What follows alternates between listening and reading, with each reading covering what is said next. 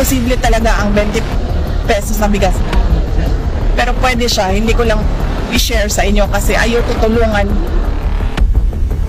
Huwag naman po sana maging asal bata ang Vice Presidente.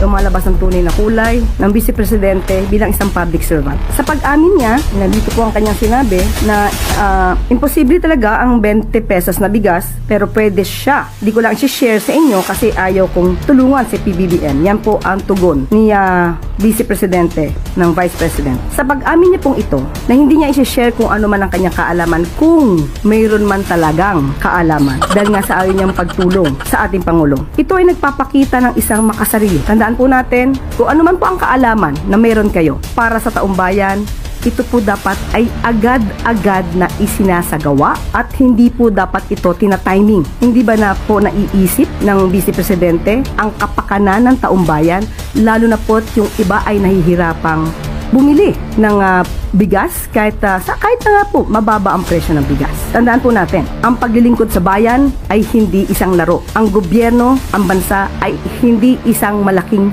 playground. Huwag naman po sana maging asal bata ang Vice Presidente.